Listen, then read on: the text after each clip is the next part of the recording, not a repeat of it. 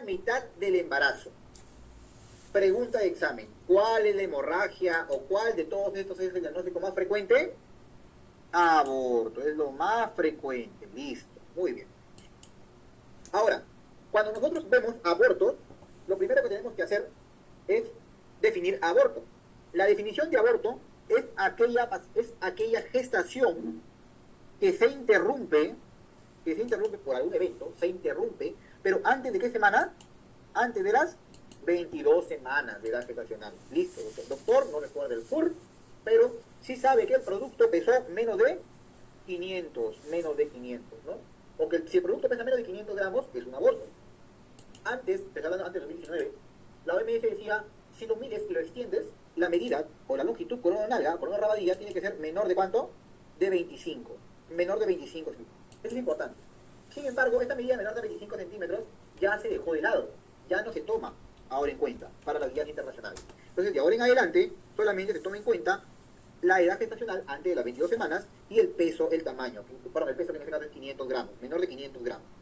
Muy bien. Para que sepas, la causa más frecuente de aborto, ¿cuál es? Las causas ovulares, es decir, la formación del producto, ¿no? Entonces, ahí tenemos a quién? A las cromosomopatías. Cromosomopatías. ¿Y cuál es la cromosomopatía más frecuente? ¿La trisomía de qué cromosoma? 16. La trisomía del cromosoma 16 es la causa ovular o la cromosomopatía más frecuente. ¿Listo? Pero también hay otros factores, como por ejemplo el factor de la edad, que contribuye al factor ovular, o sea, mayor de 35 años. Hay otro que es el factor uterino. Es decir, si yo tengo una paciente que tiene un útero didelfo bicorne, entonces, ¿no?, las malformaciones uterinas también contribuyen a los abortos. ¿Bien? Listo. Hay una causa bastante frecuente de aborto, ¿no? Sobre todo de abortos recurrentes, que se le llama, ¿qué cosa? Síndrome antifosfolipídico. Para que tú marques síndrome antifosfolipídico, te tiene que decir que la paciente ha tenido más de 2 pérdidas, o sea, 3 o más pérdidas, y acá, esta pregunta de Zucca, buenaza, mayor o igual a 3 pérdidas, pero antes de las 10 semanas de edad gestacional. O que la paciente haya tenido al menos una pérdida después de las 10 semanas de edad gestacional y que el producto estaba bueno, es decir, la ecografía salió bien, de la nada se murió ese bebé, ¿no? De la nada se murió. ¿Listo? Aparte, esos son diagnósticos ecográficos. Aparte, nosotros encontramos anticuerpos, ¿no? Anticuerpos. ¿Qué anticuerpos? Lúpico positivo o anticardiolipina. Anticardiolipina positivo. Si tú le encuentras a una paciente que tiene abortos recurrentes, anticuerpos antilúpico positivo o anticardiolipina positivo, lo que sigue es manejar a esta paciente como un síndrome de antifosfolipídico, y hacer un control. El control, ¿a las cuántas semanas se hace? Después. 12 semanas después. Esto que parece gracia, ya te lo preguntó. El año pasado te lo preguntaba, no te calles, ¿no? Te preguntó, ¿a las cuántas semanas se debe repetir? Y llevan 2 años que lo repite. ¿A las cuántas semanas se debe repetir? Después de 12 semanas del primer control, ¿no? Del primer control de laboratorio. Muy bien, listo. El manejo de una paciente que tiene síndrome antifosfolipídico se hace en vez de darle warfarina, porque es teratogénica, nosotros cambiamos a enoxaparina de bajo peso molecular. Enoxaparina de bajo peso molecular. Bien, es importante. Y le asociamos ácido acetil salicílico, o sea, aspirina. ¿Cuál es el manejo de un síndrome antifosfolipídico en la gestación? Enoxaparina con aspirina. Eso también ya te lo preguntaron. Bien. ¿Pero es la única causa de aborto recurrente? No. La otra causa de aborto recurrente tenemos aquí a los estados como por ejemplo diabéticos, diabetes mellitus, sobre todo la tipo 1. Diabetes mellitus tipo 1. ¿Ok? Listo. Muy bien. Ahora, dentro de los aspectos generales, dentro de la parte del diagnóstico, vamos a dejar espacio acá, dentro de la parte del diagnóstico, nosotros lo que vamos a encontrar es lo siguiente. Primero, te van a decir cómo está el orificio cervical, sobre todo el externo. Pero externo, interno, el examen no te va a decir nada de eso, solo te va a decir orificio cervical. Si el orificio cervical está cerrado, entonces yo tengo que sospechar que es un aborto retenido siempre y cuando me digan a mí que hay un saco gestacional y no hay embrión. O que si hay el saco y está el embrión, no tiene latidos. Entonces, eso es para un aborto retenido. Porque si es que a mí me mencionan que tiene orificio cervical cerrado, ahí puede haber o no sangrado, pero el producto, el bebito, tiene frecuencia cardíaca, o sea, está vivo, entonces a eso se le llama amenaza de aborto. Entonces la amenaza de aborto te va a decir el caso clínico, paciente que acude con amenorrea de 9 semanas, tiene dolor pélvico, tiene sangrado escaso, el orificio cervical está cerrado, pero le encuentra en ecografía un producto con latidos. Entonces eso es amenaza de aborto. Y para la amenaza de aborto, el primer manejo es el reposo. El primer manejo para una amenaza de aborto es el reposo. El reposo. Y se le puede asociar progestinas, se le puede asociar progesterona micronizada. Porque recuerda que la progesterona lo que hace es relajar el músculo liso del útero. Entonces te va a actuar básicamente como un espasmolítico. ¿Bien? Listo.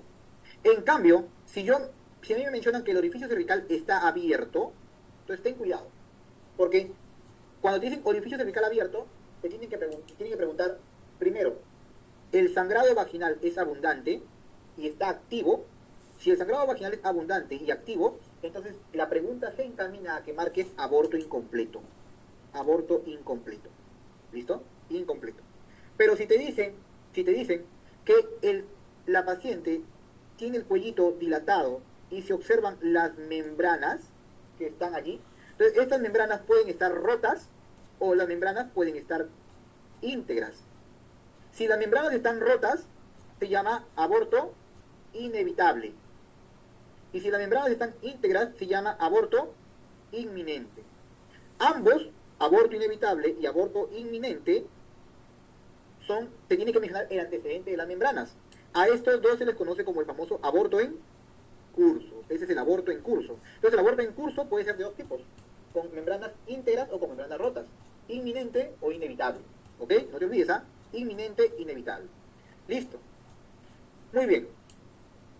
¿Qué más tenemos? Ahí está el aborto incompleto. Ah, ya, doctor, y para aborto incompleto, ¿solamente me va a decir sangrado? No, te va a decir también que en la ecografía que cuando le hacen la ecografía van a haber restos, no es un endometrio heterogéneo. Entonces, el punto de corte, pregunta de examen, el punto de corte para un aborto incompleto es un endometrio mayor o igual a 15 milímetros. Si tú ves que te dice la ecografía que el endometrio mide 18, 20 milímetros, es aborto incompleto, tranquilo. ¿Cuál es lo que sigue? El manejo. El manejo para un aborto incompleto es hacerle su evacuación uterina, que puede ser un AMEU o puede ser un legrado uterino. Tú vas a marcar AMEU cuando te digan que la paciente está estable o cuando te digan que el útero mide menos de 12 centímetros, que por lo general calza con las 14 semanas de gestación. Bien, en cambio, si es que te dicen que la paciente está inestable o que el útero mide más de 12 centímetros, o sea, tiene 14, 15, 16 semanas de edad gestacional, le haces legrado uterino. ¿Por qué el corte de 12? Por las cánulas de aspiración, mide 12 centímetros. ¿Ok? Listo. En cambio, si a ti te mencionan que la paciente tiene un aborto, pero su endometrio cuando le miden es menor de 15 milímetros, entonces a eso nosotros le vamos a llamar aborto completo. En la práctica nadie lo trata así, pero en la teoría el aborto completo es cuando el endometrio es menos de 15 milímetros. Y esto es importante, ¿sabes por qué? Porque a esos pacientes, ya te viene una pregunta con ARM, paciente que tenía un aborto, viene por sangrado, y cuando le hacen la ecografía, endometrio en 12 milímetros. ¿Cuál es tu actitud? ¿Qué es lo que vas a hacer? ¿AMEU? ¿Legrado? No, pues. ¿Por qué? Porque ya evacuó. Entonces, lo único que puedes hacer es favorecer o terminar esa expulsión. ¿Qué le vas a dar? Misoprostol. Ahí haces el manejo conservador con misoprostol. ¿Cuántas tabletas de misoprostol se deben indicar? ¿Qué es lo que hacíamos nosotros? En Perú dábamos 3 tabletas, 600 microgramos. Ahora la FIGO 2023 te dice, puedes dar 600, pero también puedes dar 800, lo que tú desees. 600, 800 de la dosis de misoprostol. Así es como tratamos de terminar la evacuación de este aborto completo. ¿Bien? Listo. Ok. Es importante decir que cuando uno habla de aborto retenido, esto es un diagnóstico clínico, pues, clínico, que lo corrobora con la ecografía. En la ecografía, yo puedo encontrar esta imagen que está, ahí lo ves en el lado izquierdo, inferior izquierdo. Entonces, ahí tenemos dos cosas. Esta gestación se llama gestación no evolutiva. Y lo han visto en preguntas de examen. La gestación no evolutiva se define sobre todo con 2 criterios. El primer criterio es aquel saco gestacional que mida mayor o igual a 25 milímetros, pero que yo no encuentre embrión. O que yo encuentre el embrión que mide su longitud coronalga mayor o igual a 7 milímetros, pero que no le encuentro latidos al embrión. ¿Ok? Eso es importante. ¿Listo? Entonces, esas son las dos definiciones de gestación no evolutiva. Ten cuidado, marca bien. Así que al segundo también le llaman embrión acárdico, pues, porque no tiene latidos, pues, acárdico. Bien. En cambio, al primero le llaman a secas, en general, anembrionada. Anembrionada. Entonces, cuando a ti te digan gestación no evolutiva, puede ser de dos tipos.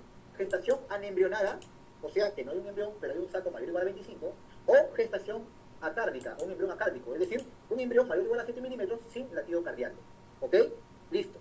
El manejo de una gestación no evolutiva es lo mismo, es hacer la evacuación. Le haces un AMEU o le haces un legrado, y ya tú sabes cuándo haces AMEU o legrado. ¿Listo? Pero no te olvides que para hacer un AMEU o legrado, esta paciente tiene el cuello cerrado. Entonces, ¿qué cosa vas a hacer? Vas a tener que reblandecer el cuello para que luego dilate. Para reblandecer el cuello, ¿qué medicamento das? Misoprostol. ¿Cuánto das? 600 también, u 800.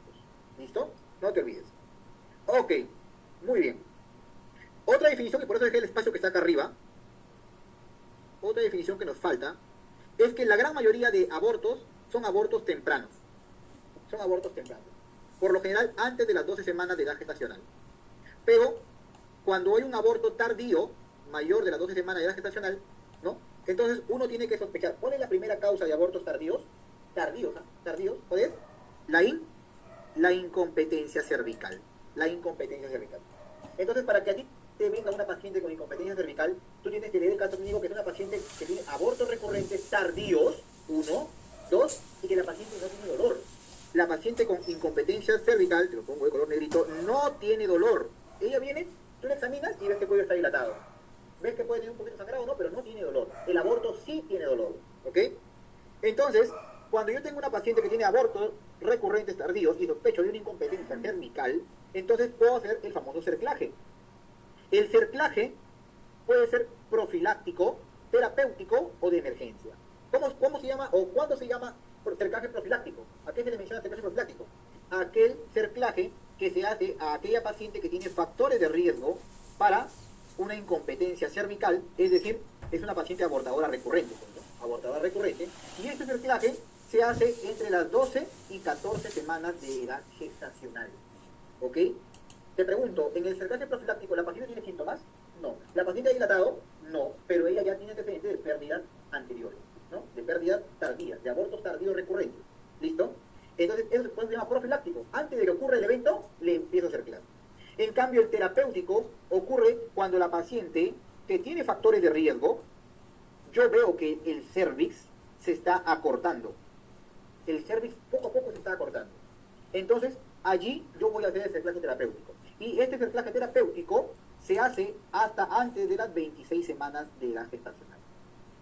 El cerclaje de emergencia se hace a aquella paciente que ya te viene dilatando, ya está dilatado el cuello.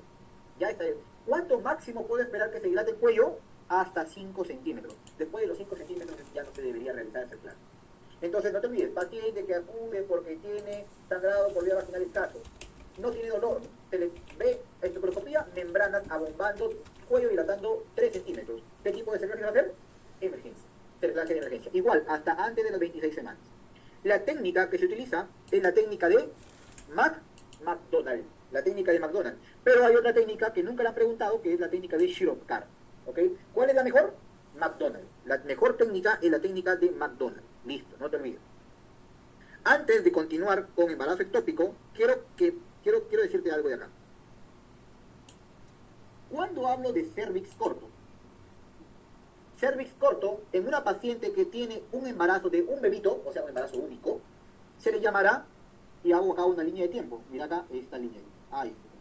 Entonces coloco el número 28 y coloco el número 32. Y yo digo, si la paciente tiene menos de 28 semanas, llamaré cervix corto cuando mide menos de 25 milímetros de cuello. Si la paciente está entre 28 y 32 semanas, para que sea un cervix corto debe medir menos de 20 milímetros. Y si la paciente tiene más de 32 semanas de edad gestacional, el cervix corto es aquel que mide menos de 15 milímetros. Entonces te das cuenta fácil, ¿no? 28, 32, 25, 25, era la mnemotécnica, ¿no? Menos de 25 en aquellas pacientes menores de 28 semanas, menos de 20 milímetros, aquellas entre 28 y 32, menor de 15 milímetros si tienen más de 32 semanas, ¿ok? Por eso es que aquellas pacientes que tienen un cervix de 20 centímetros y estoy en el primer trimestre, ahí les puedo hacer cerclaje, ¿bien? Sin embargo, el cerclaje no es la primera medida en un cervix corto. Lo primero, y ya te ha tomado con Aremi, te lo puso las dos claves, paciente que acude a su control prenatal, usted le ve en ecografía un cervix de 20 milímetros. Es un cervix corto, ¿no? Su primer control prenatal. ¿Y cuál es la primera medida a hacer? No es cerclaje. La primera medida, ¿cuál es? ¿Era? Progesterona. La progesterona te ayuda en la paciente que tiene cervix corto. Cuando a pesar de la progesterona sigue la paciente acortando el cuello, ahí recién lo que vas a hacer es un cerclaje. Entonces, eso está en la norma, no es en la norma técnica, pero está en la guía de España. Y nosotros nos basamos en cerclaje en la guía de España. ¿Ok? Doctor, puede venir una pregunta bien difícil. La pregunta bien difícil sería la siguiente. ¿Y si tiene un embarazo múltiple, dos bebitos ahí adentro en el útero, cuándo defino cervix corto? Eso está en la guía del 2023 de la maternidad de Lima. ¿Qué te menciona? Lo siguiente. Que si la paciente tiene un embarazo múltiple, o sea, dos bebitos o más, el punto de corte cambia. Ya no es 28 y 32 semanas, sino 24 y 28 semanas. Si la paciente tiene menos de 24 semanas, entonces para definir cervix corto tiene que ser menor de 25 milímetros. O sea, sí, igual.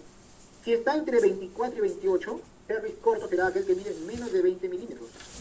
Y si es mayor de 28 semanas, cervix corto será aquel que mide menor de 10 milímetros. Ahí cambió. ¿Listo? Y está literal, está textual en la guía. Y esto lo pone, ¿por qué? Porque ahora cada vez más vamos avanzando y vamos haciendo más cerclajes. ¿Listo? Muy bien. Para terminar, vamos a hacer embarazo ectópico. En embarazo ectópico es importante que recuerdes que es aquel embarazo que se localiza en cualquier parte de la habitual. ¿Cuál es la parte habitual de la implantación de un embarazo? Si este es el útero, es en la parte superior, anterior o posterior, cualquiera, superior anterior o superior posterior.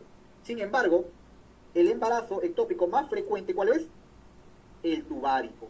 El tubárico, ¿ok? Es el embarazo ectópico más frecuente, el tubárico. La trompa tiene varios segmentos. Entonces, de la parte de la trompa, el segmento más frecuente es la ampolla, la región ampular. Más del 70% de los embarazos ectópicos ocurre en la región ampular. ¿Bien? Sin embargo, si a ti te preguntaran cuál es la región en donde de la trompa que menos se implanta el embarazo ectópico, ¿cuál sería? Y ya lo preguntó, ¿cuándo? El año pasado, no, el año pasado, se lo preguntó. De las regiones de la trompa, ¿cuál es la región que menos se implanta el embarazo ectópico? Es la región del cuerno, ahí recuerda a tu ex, ¿no? El cuerno. El cuerno, o sea, cornual, cornual, o también llamado intersticio. El intersticio, ¿ok? Es importante. En cambio, si te dijeran a ti, ¿cuál es el embarazo ectópico que más rápido se rompe? El que más rápido se rompe es el que está en la parte de la trompa más pequeñita. Pues. Eso se llama el istmo, el ístmico. El ístmico se rompe rapidísimo, ¿eh? Entre las 4 o 6 semanas, ya en las 6 semanas se está rompiendo, en las 6 semanas. En cambio, si te dicen el que demora más en romperse, porque es músculo, es grueso, ¿quién es? Nuevamente tu ex, el cuerno, pues, porque el cuerno es grueso, ¿no? Entonces, es el que más difícil se rompe tardío, entre la semana 8 hasta la semana 16. Puede aguantar. ¿Listo? Muy bien, entonces el cuerno es el que más difícil se rompe. Muy bien. Sin embargo, ¿hay algún embarazo ectópico que esté dentro del útero? Sí. ¿Cómo se llama ese embarazo? El embarazo ectópico en cicatriz de cesárea. El famoso embarazo ectópico en cicatriz de cesárea. Es un embarazo que está dentro del útero, pero anidado en la cicatriz de la cesárea anterior. ¿Ok? Es por eso que tienes que recordar los factores de riesgo para embarazo ectópico. Los factores de riesgo para embarazo ectópico, si te preguntan cuál es el más frecuente, tú vas a decir EPI, la enfermedad pélvica inflamatoria. Pero si te preguntan a ti, ¿cuál es el que da un mayor riesgo relativo? No es la EPI. ¿Quién es? La cirugía tubárica. Es decir, si la paciente ha tenido un embarazo ectópico anterior, es un factor de riesgo elevado. Si la paciente ha tenido, digamos, algún procedimiento en alguna de las trompas, como una salpingotomía, también es un factor de riesgo. ¿Ok? Entonces las cirugías tubáricas elevan mayor el riesgo, pero no son más frecuentes. Pues, ¿no? Lo más frecuente es que acá en Perú tengan EPI. ¿Listo? Muy bien. También la edad. Pero ¿qué edades? Las edades extremas. Y de las dos edades extremas, la edad más frecuente son los adolescentes. Los adolescentes. Más que las mujeres con edad materna avanzada, las adolescentes. Listo. ¿Qué más? Bueno, básicamente eso, ¿no? Sobre todo. Ahora, y las pacientes fumadoras, pues, ¿no? Si fumas, claro. Porque recuerda que el fumar ocasiona alteración ciliar, ¿no? Entonces va a haber disminución en el tránsito del huevo cigoto, ¿no? Y la morulita en la trompa. ¿Ok? Muy bien. Listo. Ahora, doctor, ¿cómo yo hago el diagnóstico de un embarazo ectópico? A ti te van a decir que la paciente viene por sangrado, pero sobre todo viene por dolor. El sangrado vaginal puede estar o no escaso. Es más, te va a decir manchitas, es más, a veces ni te dice nada, pero viene por dolor. ¿Y el dolor qué es? En el caso clínico que te ponen en el examen, es un dolor agudo, abrupto, no reciente, no es crónico, es reciente. ¿Listo? Ok. Y aparte, obviamente, que te va a decir que la paciente tenga amenorrea, pues, ¿no? O retraso menstrual. Listo. Muy bien. Ahora, ¿cómo se hace el diagnóstico de esta paciente aparte de la clínica? Tenemos que hacer la ecografía. En la ecografía, nosotros vamos a hallar una masa que está en donde, por lo general, ¿no te dije? En el anexo, ¿no? En la trompa está, por lo general, ¿te acuerdas?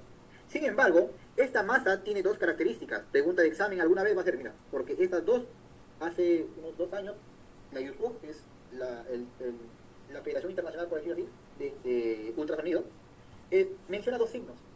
Uno, ya lo estás viendo ahí, se llama, lo miras a tu compañero, el signo de la rosca, la rosquilla, ¿no? O el signo de la dona.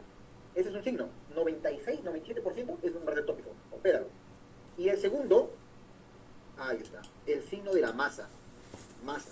Si no ves rosca, ves masa. Es decir, la rosca, ¿por qué veo rosca? Porque la parte externa que yo he puesto acá de rojito, en realidad es un halo hiperecogénico. Recuerda, cuando un útero va llegando a fase secretora, el endometrio se vuelve mucoso, ¿no? Y hay digamos, y se vuelve bien blanquito. Cuando el embrión se implanta, ocurre un fenómeno que se llama Arias Estela. El Arias Estela es un fenómeno anatomopatológico, ¿no? Es normal, es la reacción tecidual. Pero en la ecografía se ve blanco en la zona. Entonces, ¿yo por qué observaría un halo blanco en la trompa? Es porque hay ese fenómeno de Arias Estela en la trompa. Entonces, el halo hiperecogénico, que esto también ya te lo preguntó, no me crees, ¿eh? Anda viendo, creo que lo he hecho hace también 3 años más o menos. Lo preguntó, te puso, paciente, ¿en qué circunstancias? No, era respecto a, ¿cuál es un hallazgo que encontraría usted en un embarazo ectópico? Y era la formación de justamente este halo hiperecogénico en alguno de los anexos. Ese es el signo de la rosca, o rosquilla. ¿Bien? Listo. Ok.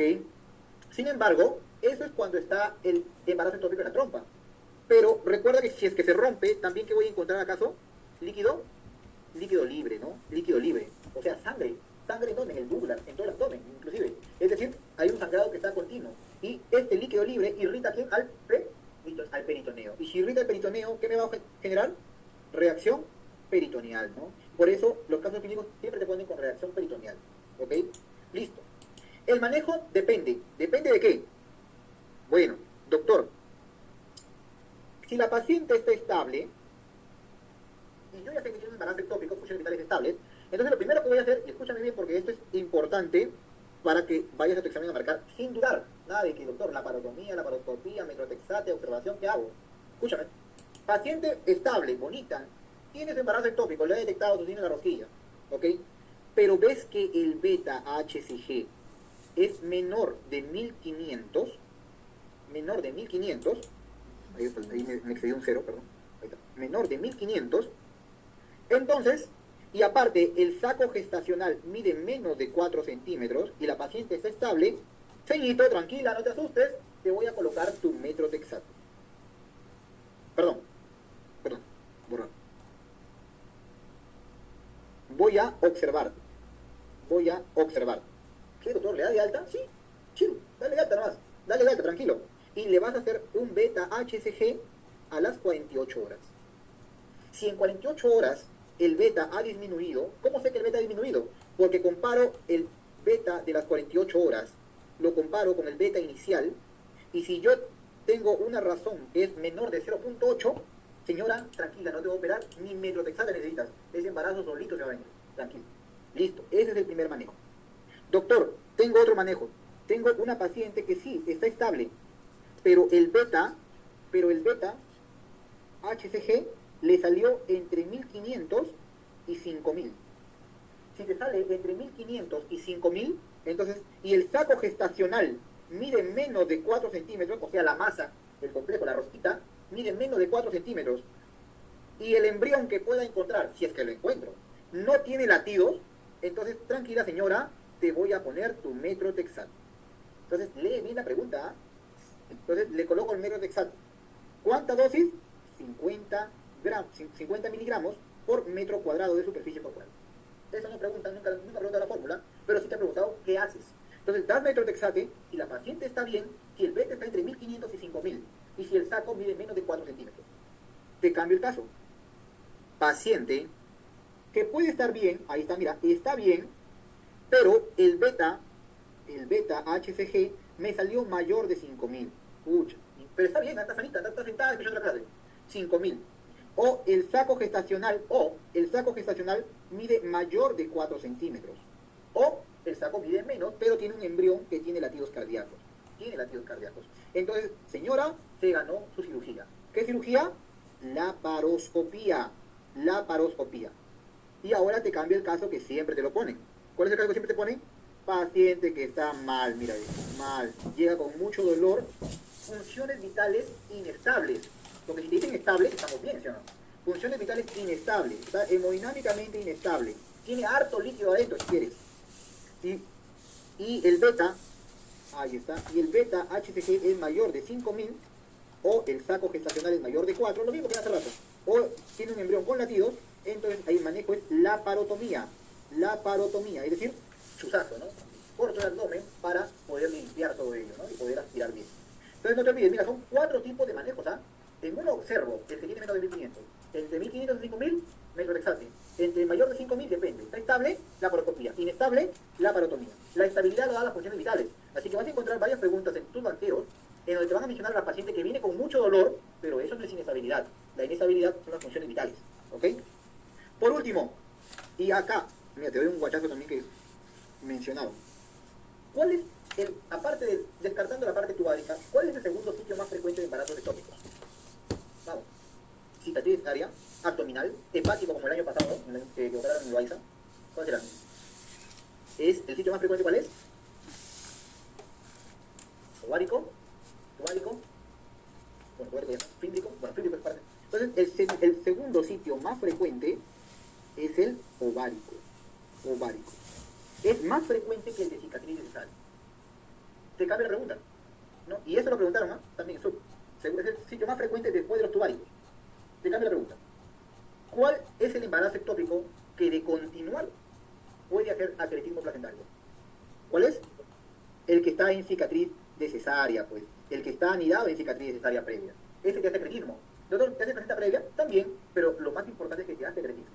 De hecho, hay guías ahora para ese tipo de embarazo. ¿Ok? ¿Cuál es el embarazo ectópico que puede llegar a término? Aparte del de cicatriz cesárea, ¿no? El abdominal.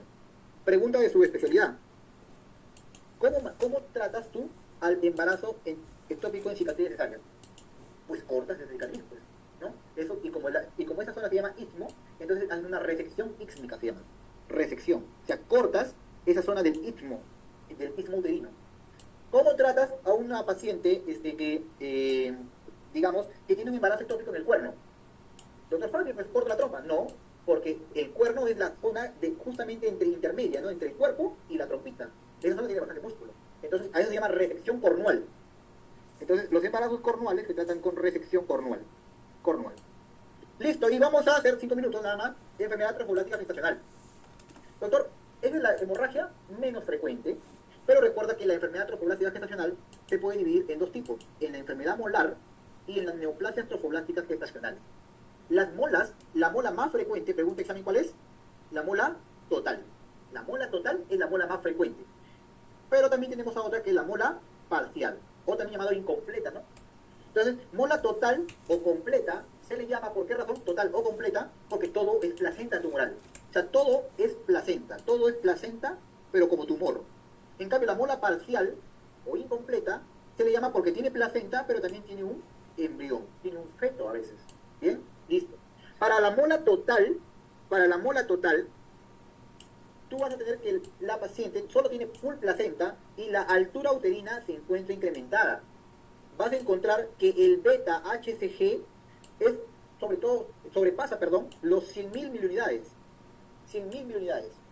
Bien, vas a encontrar que esta paciente, como tiene alto beta, tiene náuseas, vómitos, un montón, clínicas hasta de hipertiroidismo, ¿no? Con preeclampsias atípicas. Ten cuidado, ¿eh? Hacen preeclampsia atípica, hipertiroidismo, ¿no? Hiperdefecación, hipertermia, todo lo que tú quieras.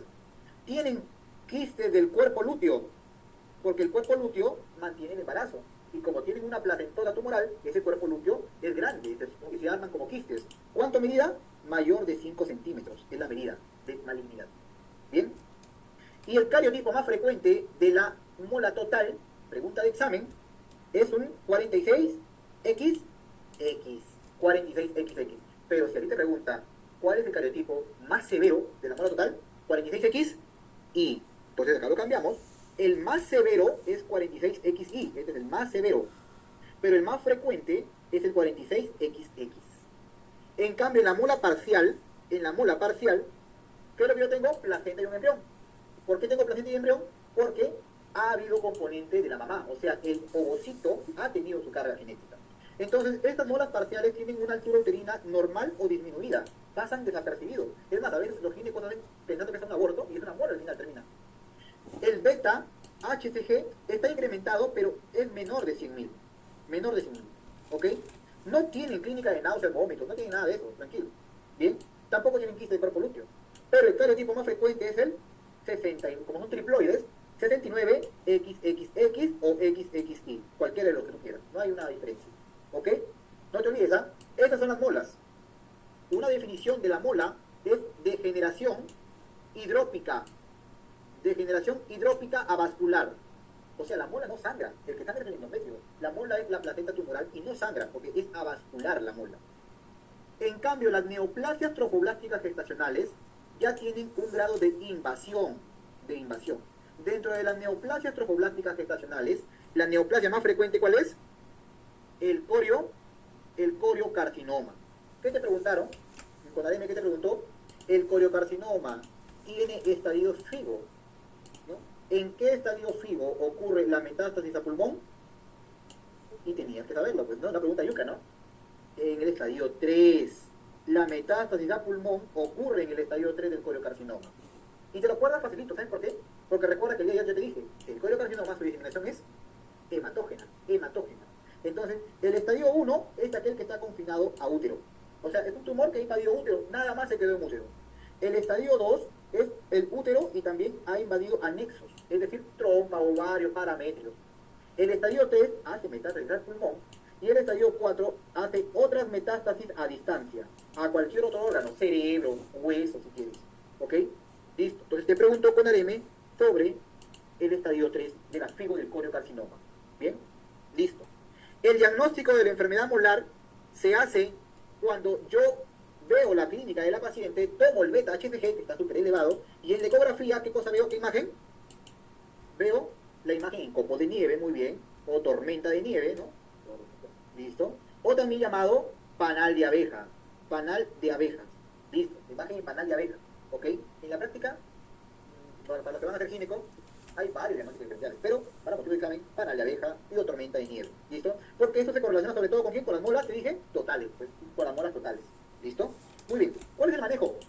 Doctor, el manejo es la evacuación del útero, es decir, tengo que hacer un AMEU o por último un legrado, pero de los dos priorizo a quién, al AMEU, a menos que el útero sea muy grande, ¿no? Mayor de 12.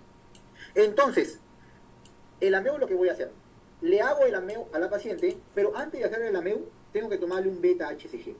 Ese es de las 00 horas. Y luego lo que hago es controlar el beta HCG. ¿A qué hora? A las 48 horas. Y después de que lo controlo a las 48 horas, ¿cómo lo controlo? Cada semana. ¿Por cuántas semanas? Por 3 semanas. O sea, completo el mes. Y una vez que lo he controlado por cada semana hasta completar un mes, voy a controlarlo de forma mensual. ¿Por cuántos meses? Pregunta de examen. Por 6 meses. Las molas se controlan por 6 meses. Y para yo dar de alta a esa paciente, necesito que yo tener un resultado de beta HCG negativo en los 3 últimos controles. Porque si no tengo negativo, entonces se llama mola persistente. Y significa que esta paciente va a ir a quimioterapia. Ya no legrado. Y es una pregunta que hizo bonita. Paciente que tiene antecedente de mola hace 4 meses, viene su control, vete elevadazo. ¿Qué es lo que sigue? Y la clave decía, por ejemplo, una clave decía, hacer otra vez otra MEU. No, pues, ni avalo. No, lo que sigue es dar quimioterapia. Entonces, no te olvides que la quimioterapia solo se da si es que la paciente tiene esta persistencia de la mola, quimioterapia, y la quimioterapia, actualización, ¿ah? ¿Cómo? ¿Qué te mencionaba antes? ¿Con qué hacías quimioterapia de las molas? Con metotrexate. Ahora, ¿el mejor medicamento cuál es? Actinomicina D o dactinomicina. ¿Listo? Actinomicina D es el mejor medicamento para una quimioterapia. Pregunta de hace como 3 años, también 4 años, de su especialidad. Le preguntaron lo siguiente. ¿En qué tipo de FIGO de las molas, así te la preguntaba, en qué tipo de FIGO de las molas podemos hacer histerectomía radical y o quimioterapia? Y la clave cuál es, en el estadio 1. Solo en el FIGO 1, solo en el FIGO 1, nosotros podemos dar quimioterapia o ofrecer histerectomía abdominal total. Porque en el FIGO 2, 3, 4, todos van a ir a quimioterapia. Ya no se hace histerectomía. FIGO 2, 3, 4, ya no se hace histerectomía. FIGO 1 puede dar quimio, como puedes hacer histerectomía. ¿En quién das quimio? En la que quiere conservar su útero, porque quiere salir gestando. Y en quién das histerectomía, en la que ya no quiere su útero. Muy bien, hemos terminado esta parte. Ahora las preguntas, vamos a venir al siguiente lado. Pero antes de irse, tranquilos. ¿Tienen alguna pregunta? Vamos. ¿Tienen alguna pregunta? Antes de que se vayan al break.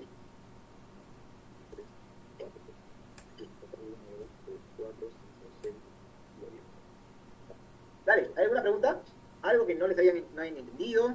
Por ejemplo, acá en el chat dice, ¿existe alguna relación entre la mola parcial y el boom coriónico? No utilizamos ese término en realidad. Pero las molas parciales, vuelvo a repetir, y vamos a ponerlo acá un ratito. A ver, vamos a poner... Uy.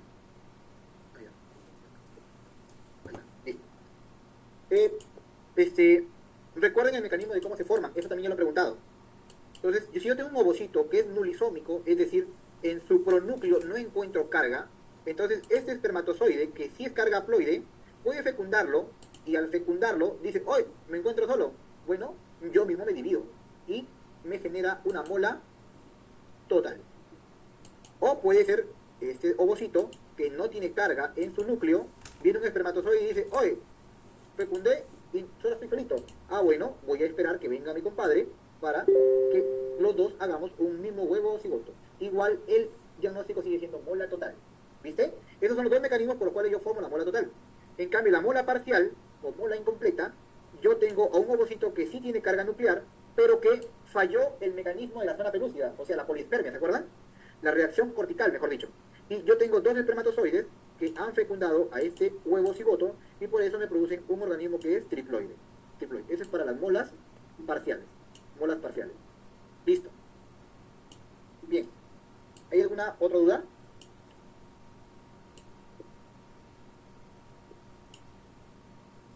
¿Se puede dar cerclaje de emergencia en aborto inminente? No, no, no, no, porque el cerclaje solo está dado para las pacientes que tienen incompetencia, no para los abortos inminentes. Ok, ten cuidado, buena pregunta. Los abortos inminentes no se pueden, está contraindicado. Doctor, respecto a la MEU por aborto, el punto de corte es 12, pero si el examen nos pone en 12 semanas exacto, ¿marcaríamos a MEU? Bueno, si es, sí, marcas a MEU. ¿Qué vas a hacer? Pues, ¿no? Porque justo la cánula mide más, la cánula mide 14, pero el puntito último es 12 centímetros. Entonces ya, pues, le meterás un centímetro más. Pues. Pero sí, marcas 12, marcas a MEU. ¿Ok? Listo. Muy bien, entonces ahora sí, vayan al break y regresamos con las preguntas. ¿Ok? Recordad que la clase regresamos a las 2:30 en un nuevo link del aula virtual.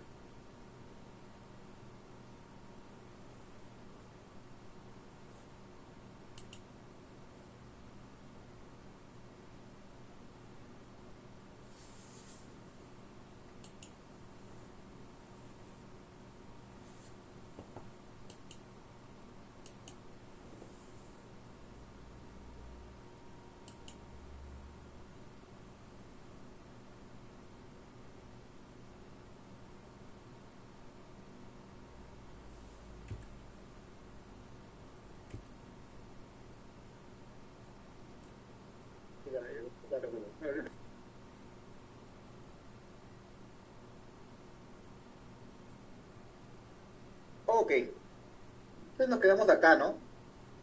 En todos estos garabatos que hemos hecho. Ahora vayamos, es el hemorragia de la primera mitad de la gestación.